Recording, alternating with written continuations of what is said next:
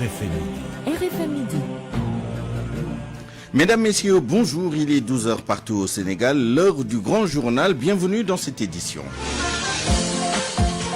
Au sommaire, le gouvernement face à la presse, de nombreuses questions posées à plusieurs ministres à l'instant sur l'immigration clandestine. Il reste 190 Sénégalais à rapatrier du Maroc, mais pas de nouvelles ni d'informations sur une pirogue portée disparue à Fass-Boye. Dans ce journal également, nous reviendrons sur l'accident mortel de la semaine dernière, près de Louga. De tous les blessés qui étaient hospitalisés à Louga, il ne reste plus qu'un seul. Début d'incendie aux archives de la mairie de Touba, le feu a été maîtrisé. La piste criminelle est exclue, toutefois une enquête a été ouverte. Projet de décret fixant le régime spécial applicable aux personnels administratifs et de services. Le satisfecit de ces PATS qui disent se sentir plus en sécurité maintenant. Et puis dans notre rubrique Point de vue, nous débattrons de la modification du code électoral qui sera examiné par l'Assemblée nationale en session extraordinaire à partir de ce jeudi. À quoi s'attendre? Réponse avec nos deux intervenants du jour. À la mise en onde, Abdoulaye Diop.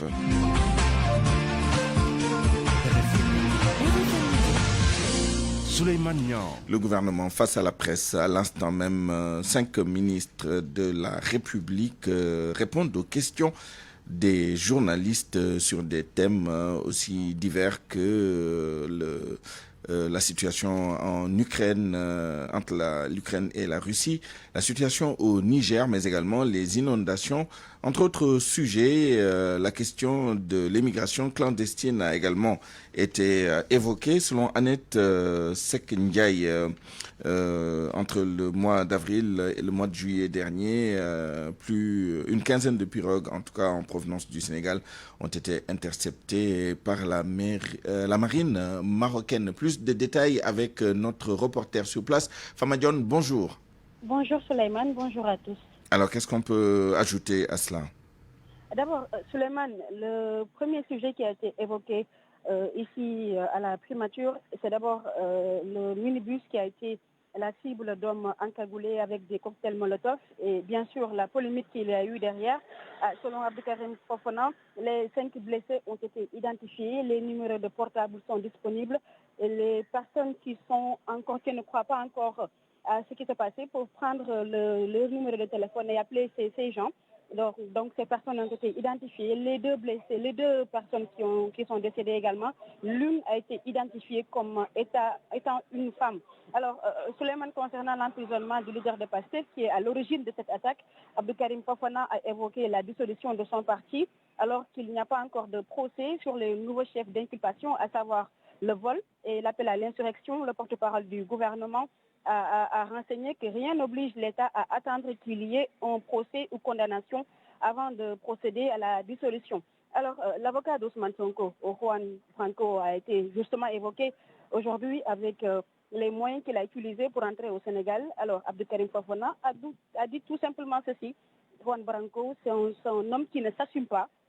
Le Sénégal mérite mieux. Alors, l'immigration irrégulière, vous l'avez évoqué tout à l'heure, entre le mois d'avril et le mois de juillet, selon Dr Annette Seck-Ndiaye, 15 pirogues en provenance du Sénégal ont été interceptées par la marine marocaine.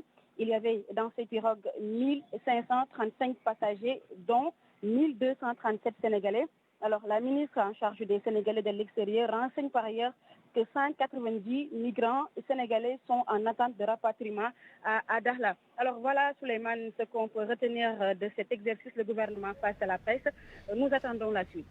Merci, Famadione. Nous reviendrons bien largement sur toutes ces interpellations. Arrêtons-nous maintenant sur le ministre Abdoukarim Fofana, porte-parole du gouvernement, qui est revenu, vous l'avez évoqué, Famadione, sur la dissolution du parti PASTEF les Patriotes. Je vous propose de l'entendre. Parler de la dissolution sans procès. La dissolution d'un parti n'est pas liée à un procès. C'est une autorisation administrative. C'est d'abord un régime de déclaration. Vous déclarez votre association. Vous avez des obligations, n'est-ce pas? Et si vous ne les respectez pas, l'autorité administrative a le droit de vous retirer cette autorisation. Donc c'est ce que vous devez entendre derrière le terme dissolution. Et en espèce, vous avez vu depuis 2021 un nombre d'appels à l'insurrection une promotion de la violence qui n'a jamais existé au Sénégal. D'ailleurs, il faut le noter. Entre 2021 et 2023, en 2 ans, PASTEF, son organisation, les appels à l'insurrection ont fait plus de morts que toute l'histoire politique du Sénégal, de 1960 à 2023. On n'a jamais eu autant de morts, autant de manifestations. Et c'est une question aussi qui me permet de répondre à Elie Mandaou sur cette même question. Les manifestations, on les autorise s'il n'y a pas de risque. Parce que la première mission régalienne de l'État, c'est la sécurité, assurer la sécurité des personnes et des biens. Mais lorsque des manifestations créent des risques de troubles à l'ordre public, les manifestations produisent des morts, les manifestations produisent, comme vous l'avez vu, des destructions de biens, de personnes, des biens publics et de biens privés, mais l'État a l'obligation de préserver ces biens. C'est la raison pour laquelle il y a une obligation de prévention des troubles à l'ordre public et une obligation aussi de maintien de l'ordre public. Donc nous étions dans ce régime de prévention de l'ordre public. Et je pense que l'histoire nous a donné raison, parce qu'à chaque fois que nous avons autorisé, nous avons eu des débordements. Et à chaque fois aussi même, nous sommes arrivés même à un niveau où il n'y a même plus de demande d'autorisation. Automatiquement, dès qu'il y a un événement politique, une décision de justice ou ce genre de choses, nous assistons à des événements violents. Le ministre porte-parole du gouvernement s'est également prononcé sur la polémique née après l'attaque du minibus de la ligne 65 au cocktail Molotov. C'était à Anne. Selon Abdoukarim Fofana, sur les 2 personnes décédées, l'une a été identifiée comme étant une femme. Pour les 5 blessés, les identités sont connues.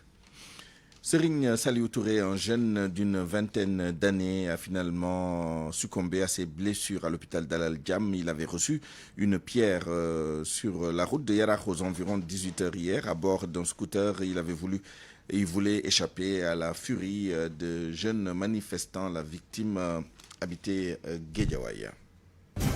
RFM, la radio de toute l'actualité.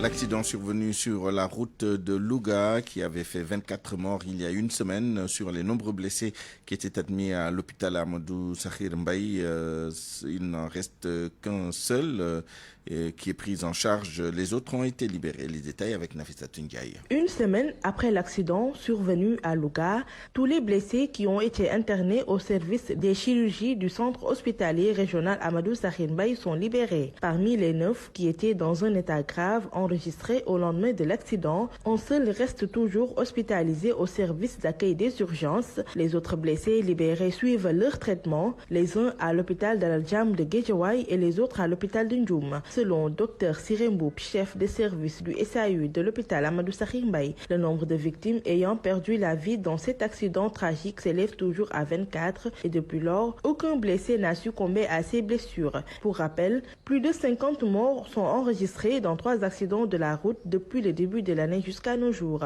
Et cela rien que sur l'axe Louga-Saint-Louis. Le premier était survenu à Sakal, le second devant l'usine de la SPIA et le dernier le mercredi 26 juillet 2023 à l'entrée de Louga, plus précisément devant le forage de Djelerou-Silla, un village situé dans la commune de Ngidile, à 2 km de la ville, ce qui avait nécessité d'ailleurs le déplacement de 3 ministres respectivement en charge des transports Mansour Faye, de l'Intérieur Antoine Félix Abdoulaye Diom et du développement communautaire Samba Nyobenka. Nafissatou Ndiaye, Louga, Radio Futur Média. Début d'incendie aux archives de la mairie de Touba, plus d'une trentaine de registres partis en fumée. Le feu maîtrisé par les éléments des sapeurs-pompiers. La thèse d'un incendie criminel a été écartée par la municipalité. Malgré tout, une enquête a été ouverte par la police. Papa Balagay. L'odeur du papier brûlé titille les narines une fois dans le hall de la mairie de Touba, quelques heures après l'incendie qui s'est déclaré au bureau des archives. La piste d'un incendie criminel dégagé. Alagnan, conseiller municipal. Nous sommes des profanes quand même, mais naturellement, on a vu que ces genres de trucs sont occasionnés par peut-être diverses aspects. Et que quand on constate ici au niveau de l'état civil de cette salle-là, le courant est bien alimenté. Nous avons de la lumière, nous avons du courant, ce qui veut dire qu'on peut d'emblée vraiment écarter la cause de court-circuit. Peut-être ça pourrait être une autre cause qui reste à être déterminée quand même, et que vraiment pour ne pas empiéter sur l'enquête qui est en train d'être établis par la gendarmerie et la police, appuyés par les éléments du sapeur-pompier qui s'entend à ce que vraiment ils nous proposent un rapport. À l'intérieur du bureau des archives, les registres sont posés à même le sol, écartés de ceux qui avaient en partie pris feu. Heureusement, on peut vraiment se féliciter et remercier le bon Dieu. Vraiment, on a eu quelques registres qui ont été endommagés parce que vraiment ça n'a pas tout pris. C'est tout juste 2 petits de cette salle-là qui ont été affectés par le feu et que heureusement on a eu avec l'apport du ministre des collectivités territoriales et du ministère de la Justice formatiser tout ce qui est dans cette salle-là, ça est vraiment dans un fichier. Surpris par l'origine de l'incendie, chacun tente de comprendre la situation.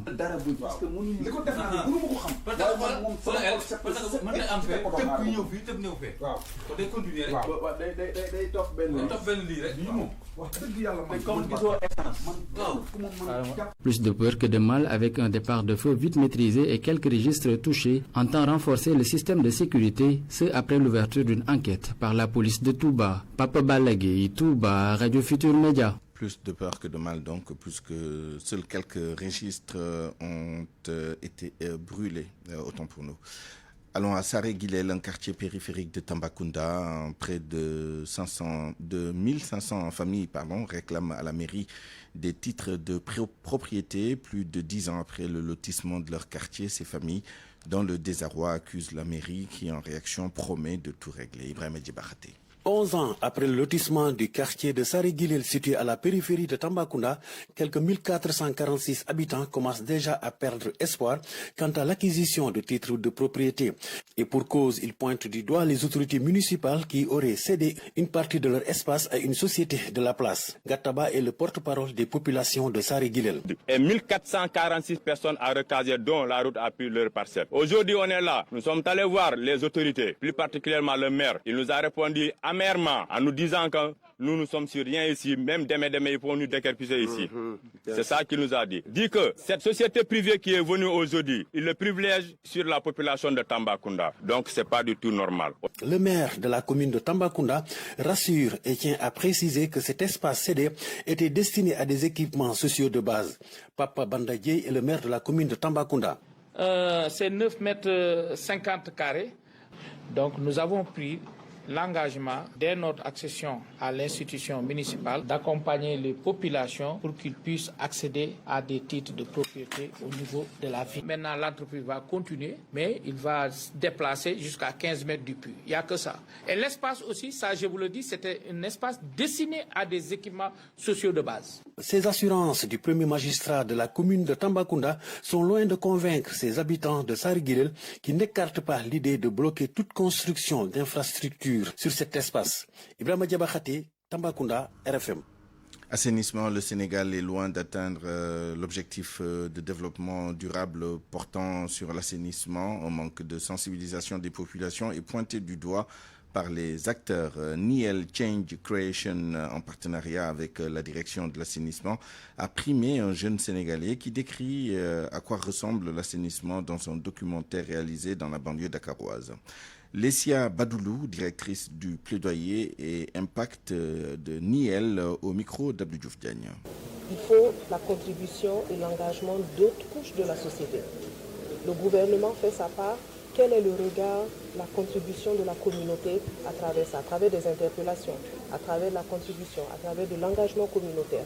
Donc à travers tous ces volets, nous avons voulu avoir cette voix de la jeunesse. Parce qu'à côté, on travaille avec la société civile sur les questions d'assainissement aussi, on travaille avec les médias, mais comment utiliser d'autres acteurs qui ne sont pas des personnes qui ont l'habitude de travailler sur les questions d'assainissement, pour vraiment nous dire c'est quoi l'assainissement pour eux. Parce que l'assainissement est souvent débattu avec des experts qui ont leur propre terminologie, qui parlent des conduits, des canaux et tout.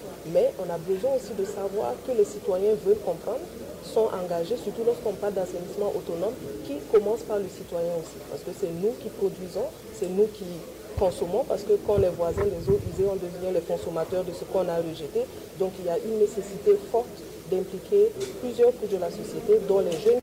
À 12h15, des nouvelles de Toussaint Manga. Selon son avocat, Maître Moussa Sarr, il sera présenté à nouveau ce jeudi au parquet Déféré mardi, il avait fait l'objet d'un retour de parquet. Le procureur de la République a demandé l'ouverture d'une information judiciaire et vise les infractions d'appel à l'insurrection et actes ou manœuvres de nature à compromettre la sécurité publique.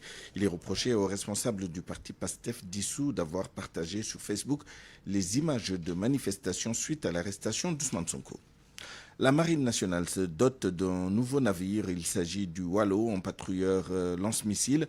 Avec ce nouveau navire, la Marine nationale se renforce pour répondre aux défis sécuritaires, surtout avec l'exploitation pétrolière.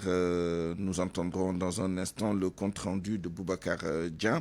Le Wallo, je vous le rappelle, est le premier d'une série de 3 navires de patrouilleurs, de patrouille de haute mer. Boubacar Dian, que nous aurons dans nos prochaines éditions.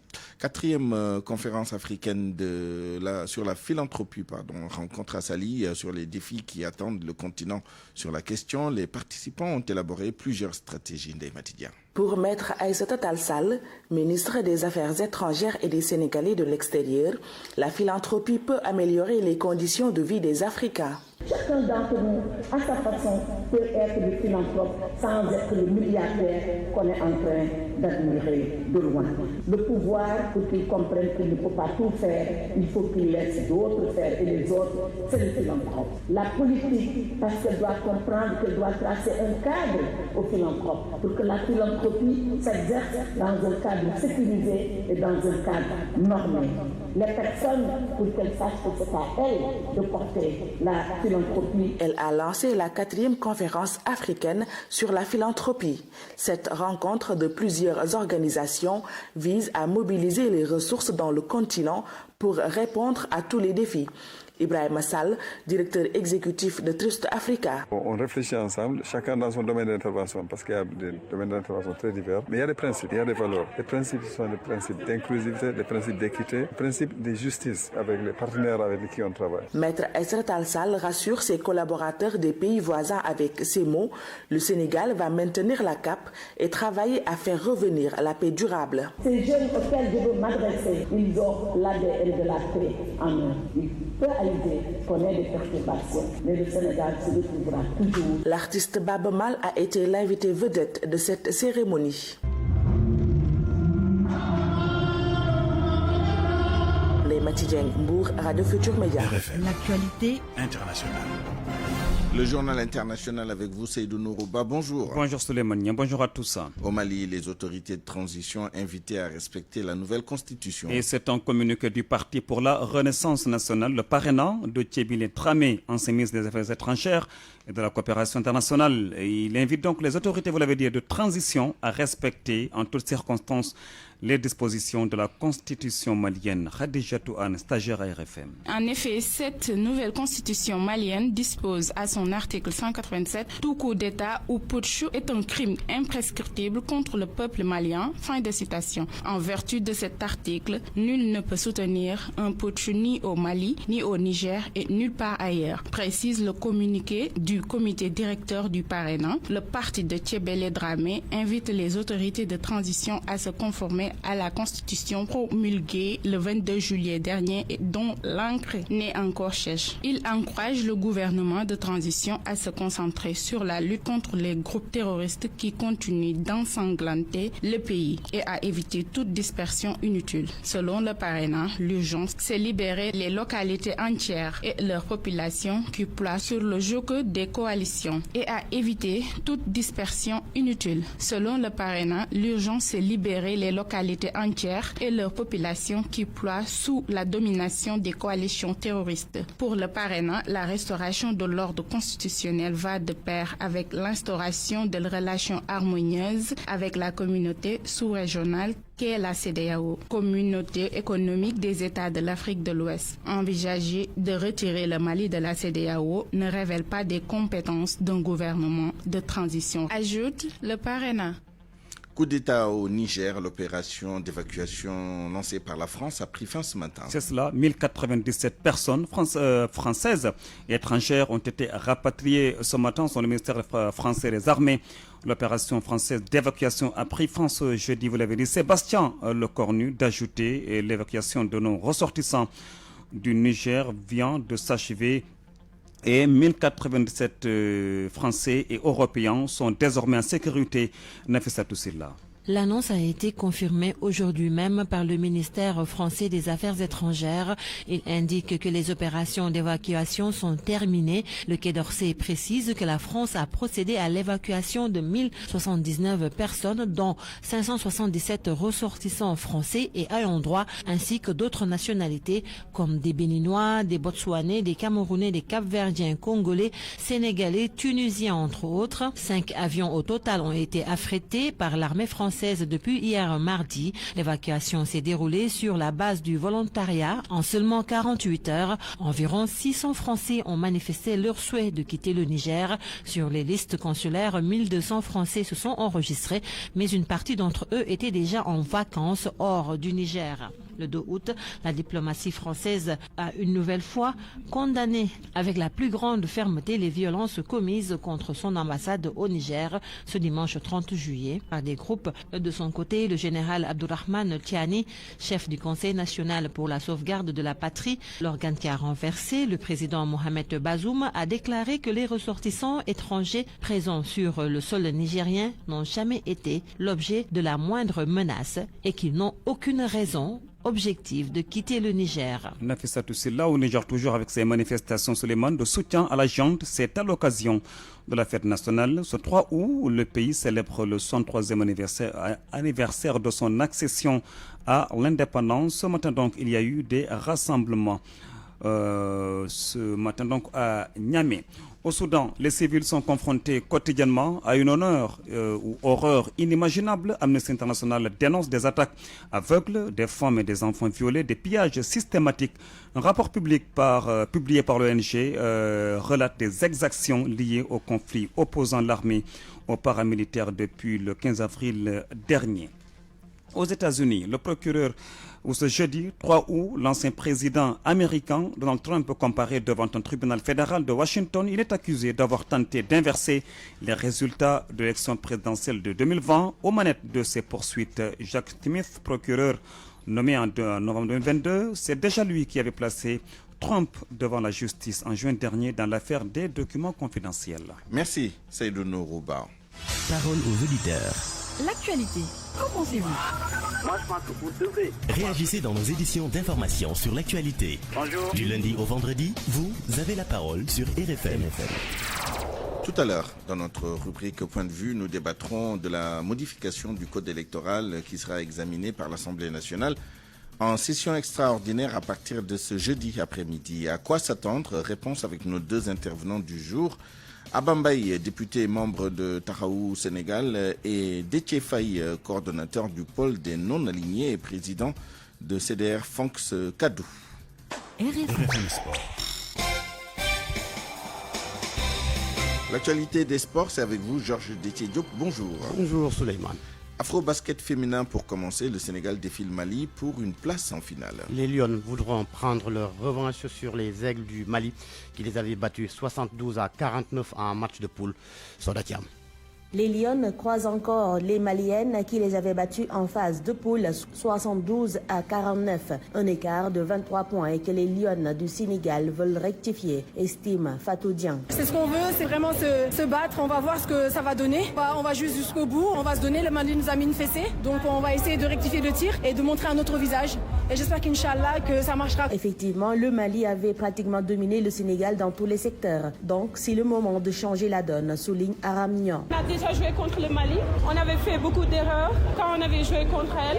Donc là, on ne va pas répéter les mêmes erreurs et on va se battre jusqu'au bout. Sénégal-Mali va être une rencontre qui sera âprement disputée, nous dit le sélectionneur des Lions, Moustapha Gaye. Il n'y aura pas de calcul. Ça va être difficile pour nous, mais ça va être très difficile pour le Mali aussi. Parce qu'une demi-finale de Coupe d'Afrique, ça va être compliqué, mais c'est un match de demi-finale de Coupe d'Afrique, il est toujours indécis, il est un peu serré. Ça va être pareil pour l'autre demi-finale. Du côté du Mali, joueuses et entraîneurs se méfient également du Sénégal. Pour dire vrai, on aurait souhaité autre chose parce que c'est une équipe que nous connaît maintenant, qui connaît nos points forts et nos points faibles. Et surtout, c'est une équipe revancharde, donc ça augmente sur la capacité. Bon, nous aussi, nous avons nos armes et nous allons nous battre avec nos armes. Sénégal-Mali, ce sera la 10e rencontre entre ces deux pays. Sur les 9 derniers matchs, c'est 2 victoires pour le Mali et 7 pour le Sénégal. Soda Thiam, Kigali, Rwanda, Radio Futur Média.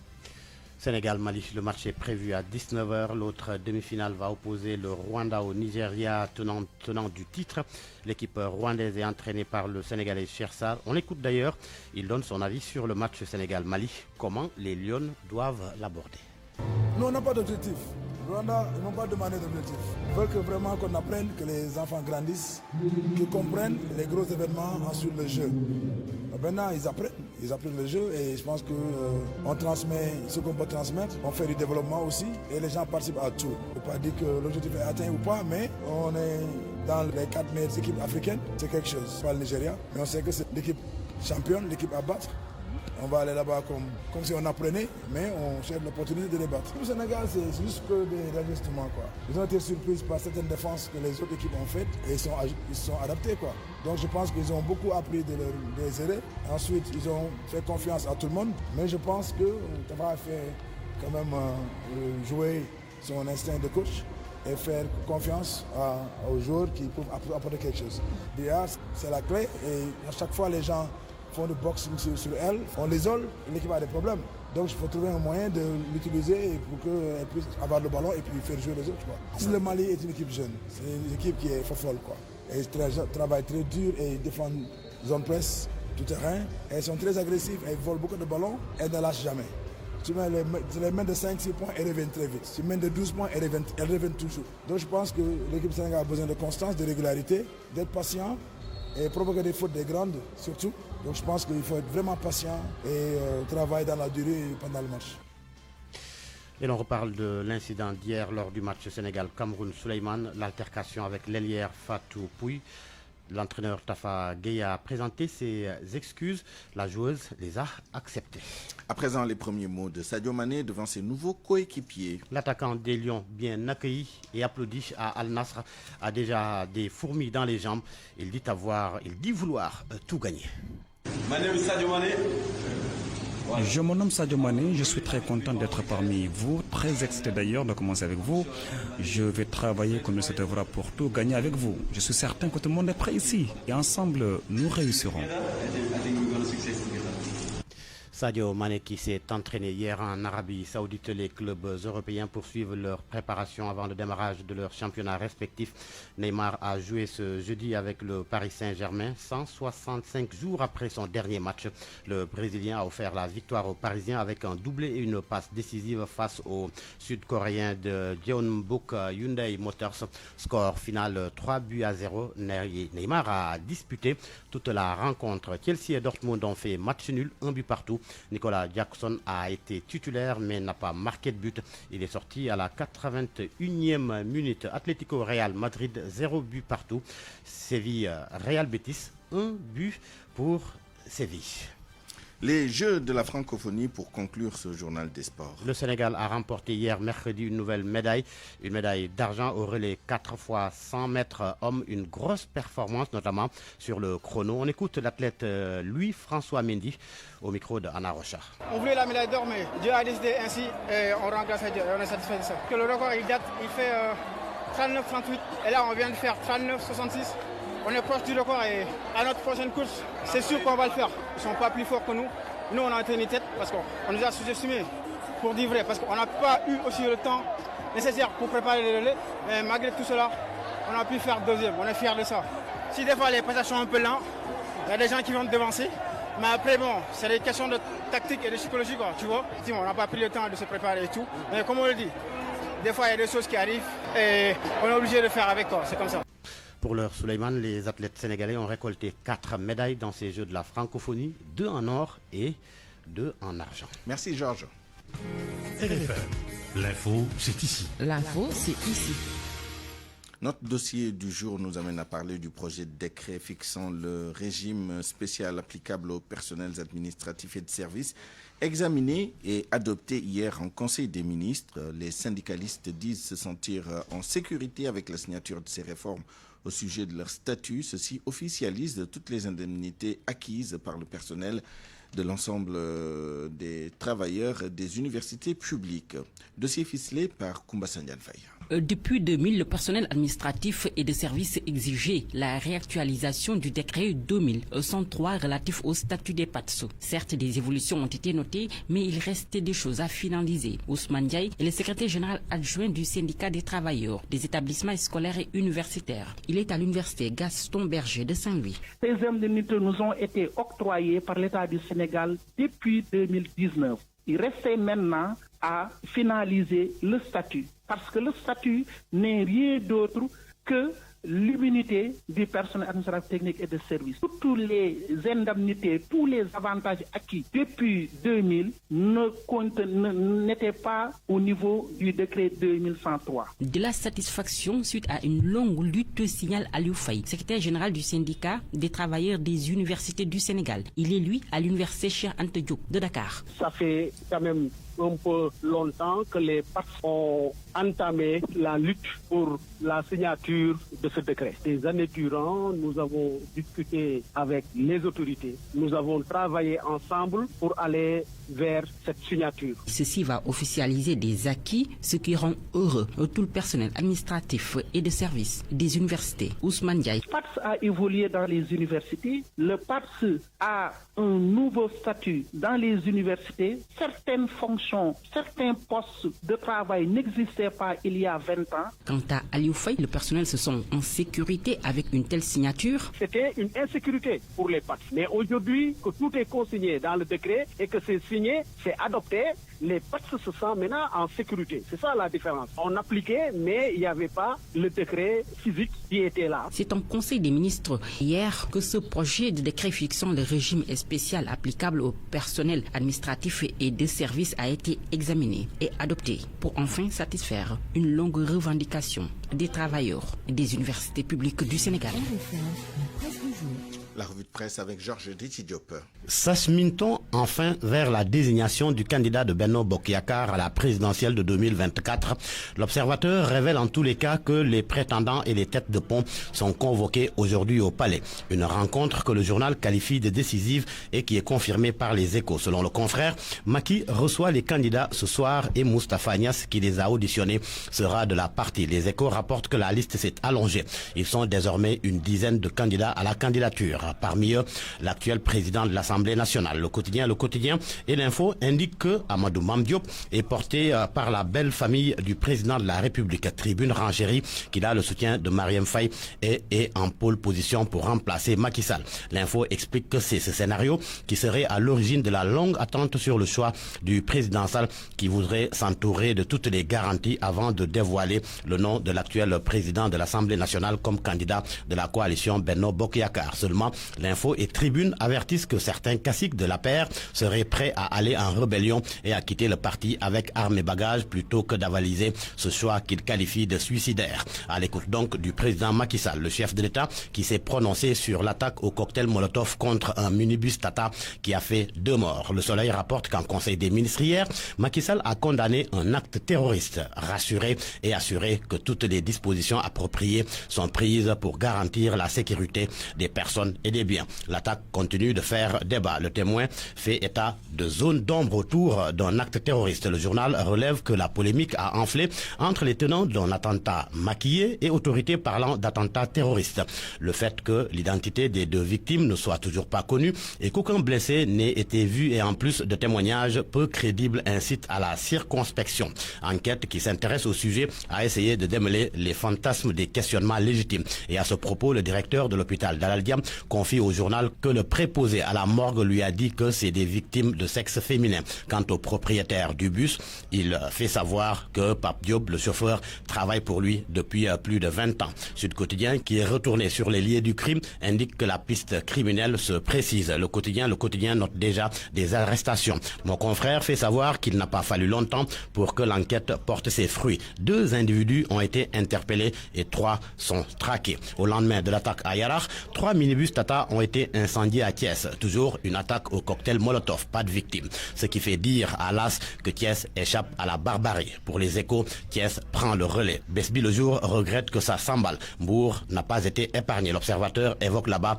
une autre attaque au cocktail Molotov, mais qui a été déjouée. 9 malfaiteurs, dont un enseignant à l'université, avaient pour cible la centrale électrique de Malicounda, le tribunal et le marché de Mbour. Un coup d'œil dans Source A. Il est question de l'affaire du bébé mort dans une machine à laver à Abassndao.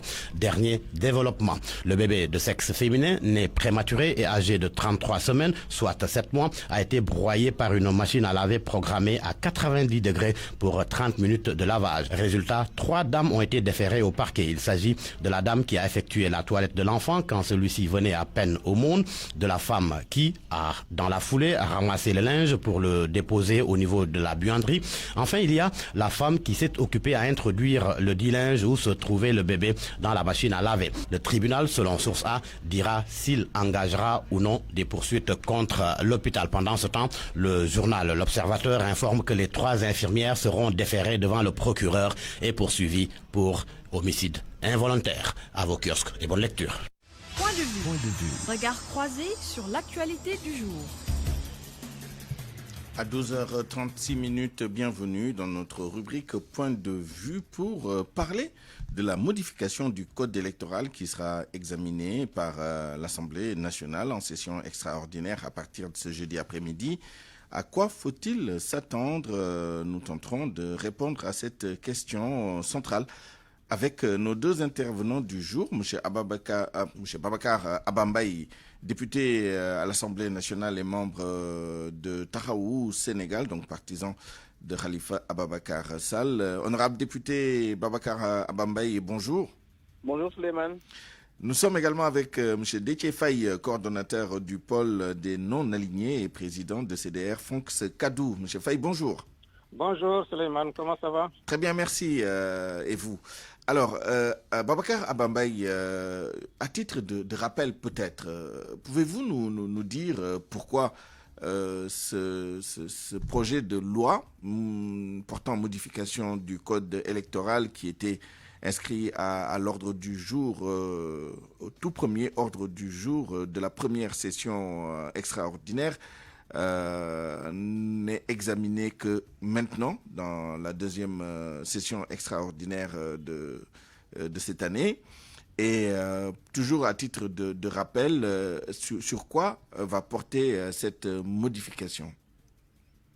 Merci Suleiman. Suleiman, d'abord, rappeler qu'au titre du règlement intérieur de l'Assemblée nationale, une session extraordinaire ne peut dépasser 15 jours. Elle peut être convoquée par le président de la République ou par l'Assemblée nationale elle-même lorsqu'il y a plus de 30 députés qui en font la demande. Dans un premier temps, il y avait 3 textes au niveau qui devaient venir à l'Assemblée pour la première session extraordinaire. Il s'agissait de la modification de l'article L29 de la Constitution portant sur le parrainage. Il s'agissait de la modification du Code de procédure pénale portant mise en place du nouveau pôle financier, du nouveau parquet financier. Et enfin, la modification du code électoral. Mais comme l'article 29 est une loi constitutionnelle, il fallait d'abord faire la modification de l'article 29, qu'elle soit promulguée par le président de la République avant qu'on ne change la loi ordinaire qui est le code électoral. Mais lorsqu'on a fait la modification de l'article 29, des députés ont fait un recours au niveau du Conseil constitutionnel. Malgré le fait qu'ils aient voté abstention en plénière, ils ont fait un recours pour inconstitutionnalité au niveau du Conseil constitutionnel. Donc il fallait attendre la délibération du Conseil constitutionnel, mais qui devait intervenir, qui allait intervenir après la fin de la première session extraordinaire qui devait se terminer lundi. Mais Abambaye, la modification du code électoral avait déjà été enlevée de l'ordre du jour de la session extraordinaire avant même le recours de la trentaine de de la vingtaine de députés. Il faut modifier la Constitution, que le président puisse promulguer la modification de la loi constitutionnelle avant qu'on puisse délibérer. D'accord, c'est la raison principale, disons. Oui, et ça devait, mais tout pouvait être fait dans les délais. Donc, quand le recours a été déposé, on perdait encore quelques jours et on sortait de la période des 15 jours de la session extraordinaire. C'est pour ça qu'il a fallu attendre que le Conseil constitutionnel délibère, que le président revienne et promulgue la modification de la Constitution. Et après, une nouvelle session va venir s'ouvrir pour les modifications portant sur le code électoral. Alors, dans le fond, qu'est-ce qui va changer? Est-ce que le dossier est maintenant, comme on dirait dans le jargon, disons, juridique, mis en état? Est-ce que le texte est prêt à être examiné et voté? Les textes, on les avait déjà reçus en document à l'Assemblée.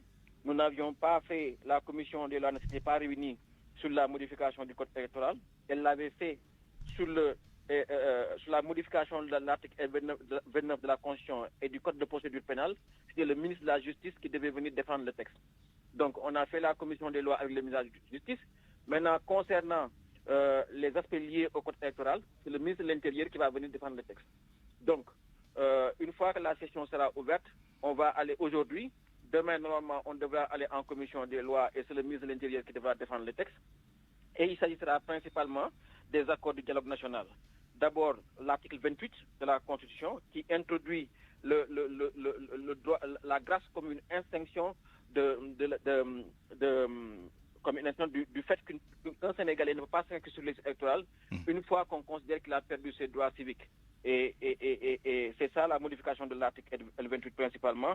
C'est ce droit de grâce-là qui va arriver et qui permettra à tout citoyen, lorsqu'il bénéficie d'une mesure de grâce, de retrouver ses droits civiques et politiques.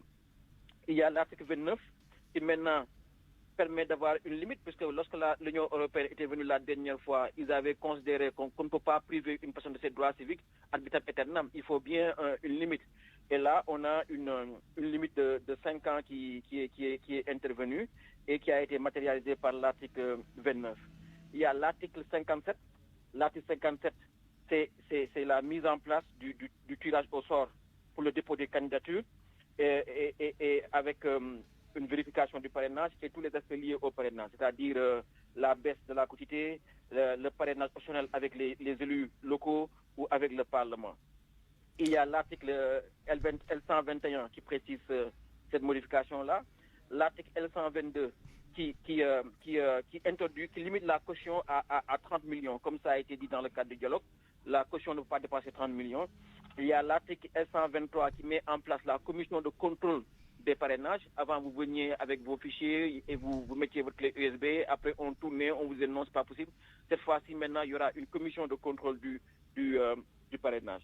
Donc, voici principalement les modifications qui sont arrivées et sur lesquelles nous sommes appelés à délibérer, qui sont, disons, toutes des mesures consolidantes et largement espérées, attendues par la classe politique. Alors, on reviendra tout à l'heure parce que au moins des articles qui seront modifiés, enfin les modifications de 2 articles de ce code électoral au moins vont bénéficier en particulier à M. Khalifa Ababakar Sall, votre leader.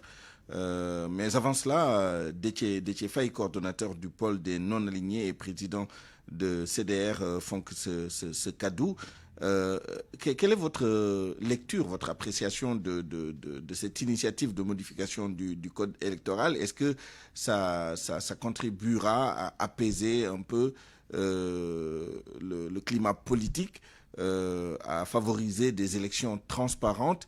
Et quelles sont vos anticipations sur les discussions qui auront lieu à l'Assemblée nationale, surtout en ce qui concerne le vote final? Merci beaucoup. Je voudrais d'abord me féliciter de cette volonté politique qui a conduit à la prise de mesures pour la mise en œuvre des consensus issus du dialogue politique. Ce que nous avons toujours demandé. C'est pourquoi j'espère que, comme promis, tous les consensus issus du dialogue national seront progressivement appliqués.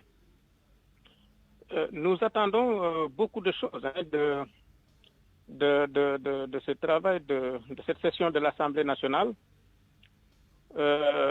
Mais je commencerai par dire que le retard que nous avons constaté, qui est lié au recours que des députés avaient fait auprès du Conseil constitutionnel,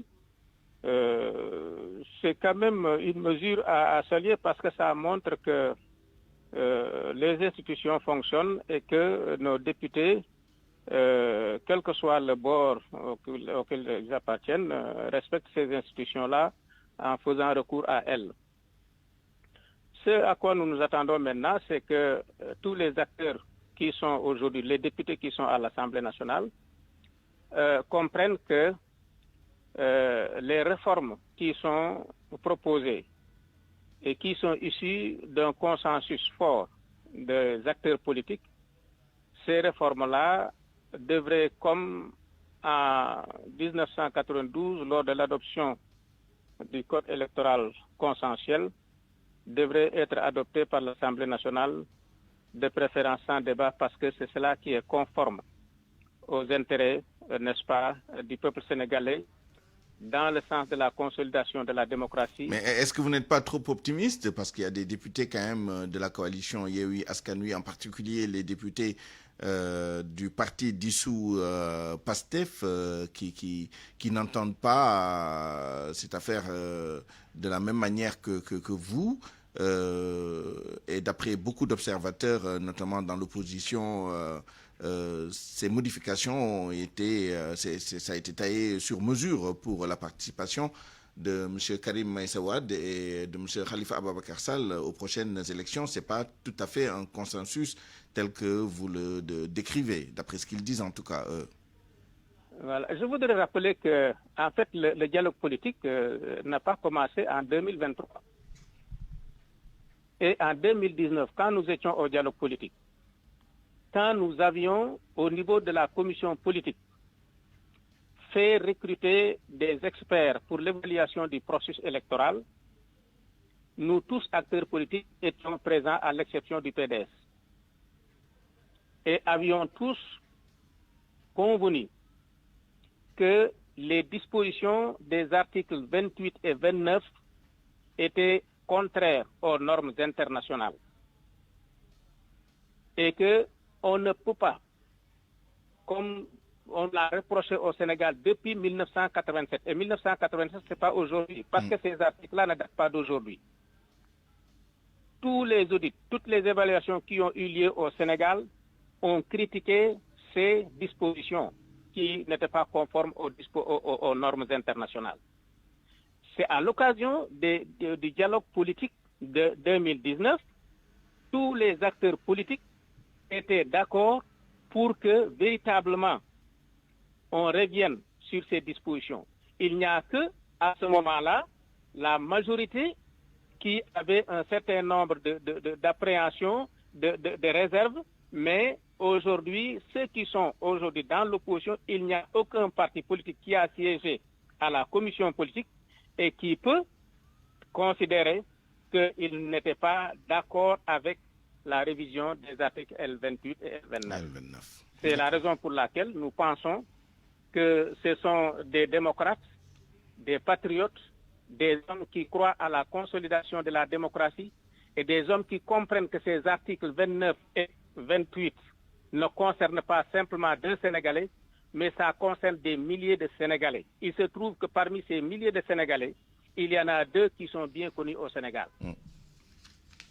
Mais ceux qui sont victimes des articles 29 et 28, c'est des milliers de Sénégalais. Tous les Sénégalais qui sont condamnés à plus de 5 ans sont concernés par ces dispositions-là. Vous comprendrez que, à partir de ce moment, notre point de vue sur la question ne saurait changer et nous considérons que, cohérence pour cohérence, ceux qui étaient pour la réforme de ces articles en 2019 le seront toujours parce que ces dispositions-là sont impersonnelles et intemporel. Notamment à l'Assemblée nationale. Merci en tout cas, merci. Je suis désolé, nous sommes rattrapés par le temps et nous avons une longue page publicitaire.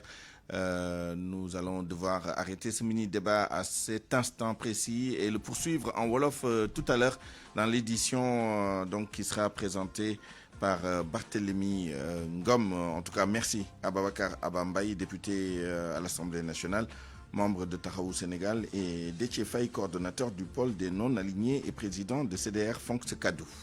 À 12h50, c'est la fin de cette édition. Je vous remercie de l'avoir suivi. Merci à toute l'équipe qui l'a préparé et réalisé. Chef d'édition, Barthélémy Ngom, Mam Astoukan à la coordination, à la mise en onde, Abdoulaye Diop, Digital, Yacine Pouy à la production, Kaderlo. À 13h, retrouvez Barthélémy Ngom pour le grand journal en Wolof. D'ici là,